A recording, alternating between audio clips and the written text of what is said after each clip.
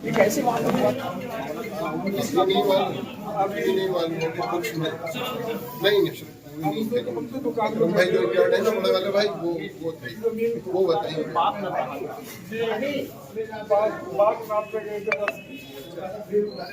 अभी हमें नहीं पता क्या है, मैं अभी कुछ नहीं पता,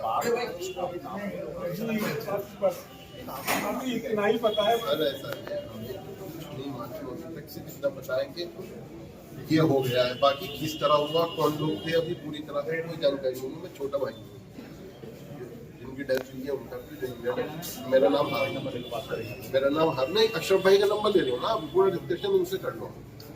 नहीं अशरफ भाई जो आपके साथ उधर डिस्कशन कर रहे थे ना, बड़े भाई है मेरे। 96340340 9833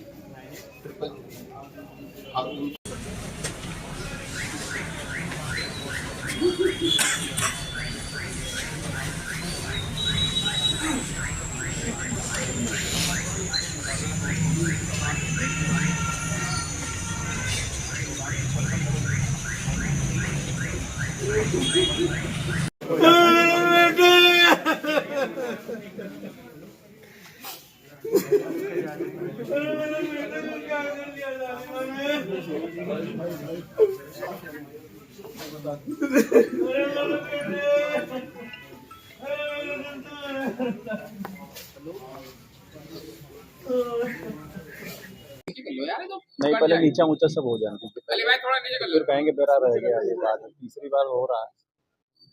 हो गया। अच्छा सर बोलिए। कोतवाली देहात के नीमखेड़ा में एक बाग है जो काफी बड़ी है, 24 बीघे का। डॉक्टर मुमताज उस बाग को बेचना चाहते थे, जिसको लेके पीछे कुछ दिनों से उनके पास तमाम लोग आ रहे थे खरीदने के लिए।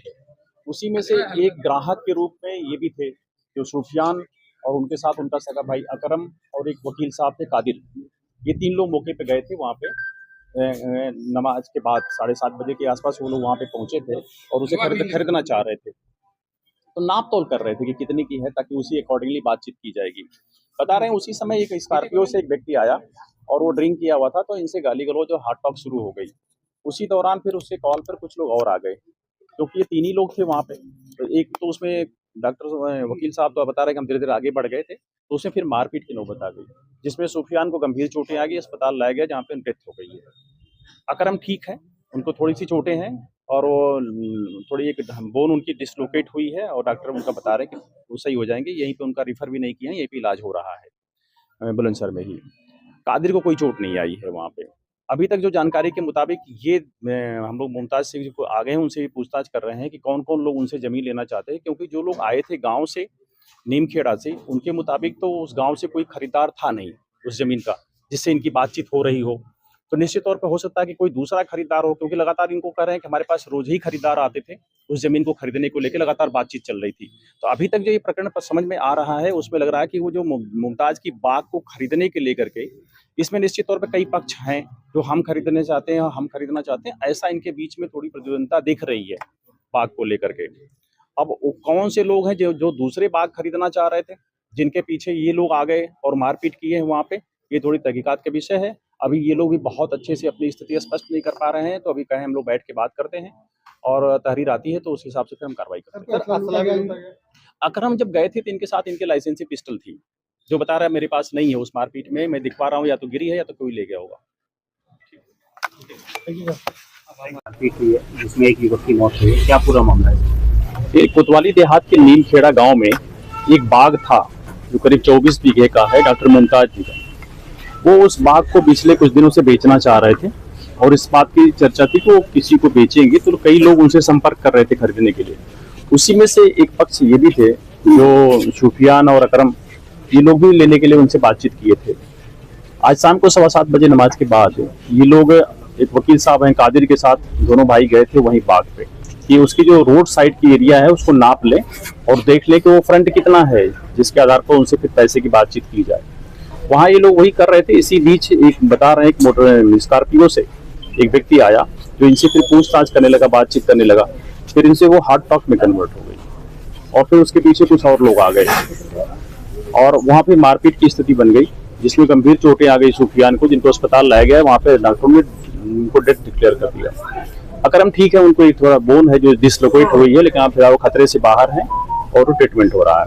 कादिर को कोई चोटें नहीं आई थी। तो उसमें दूसरे पक्ष से लोग भी कई लोग थे जो उनसे डॉक्टर मुमताज से उस जमीन को खरीदना चाहते थे। उसे बता रहे कोई हाजी इलियास जी भी हैं वहीं के इस्लामाबाद की, वो भी खरीदने की बातचीत काफी हद तक आगे बढ़ी हुई थी। जिन लोग वहां मौके पे गए थे उनसे इनकी कभी खरीदने फरोख्त की बातचीत नहीं हुई थी, जैसा कि ये बता रहे हैं मौके पर। उसमें से जो 2 नाम आए थे शुरुआत में, वो हिरासत में ले लिए गए हैं। वो जो स्कॉर्पियो गाड़ी भी, वो भी कस्टडी में ले ली गई है और उनसे पूछताछ की जा रही है डिटेल में।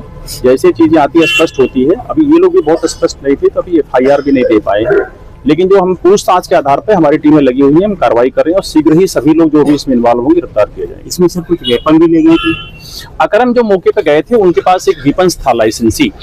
उस बता रहे हैं कि उसे कहासुनी और मारपीट में वो वीपन्स इनके पास नहीं है, या तो कहीं गिरा होगा या उन लोगों के पास होगा, वो हम देख लेते हैं।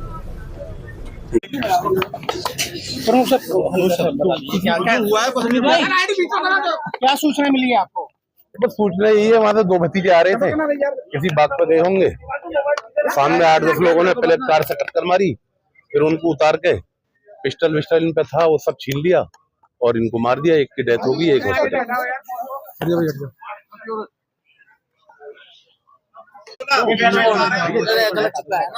क्या बताऊं, तुम भी कैमरा चलाओ तो टाइट बजाएगा। सुनो, हमारे पास बताने के लिए कुछ नहीं है, हमारे पास बताने के लिए कुछ नहीं है।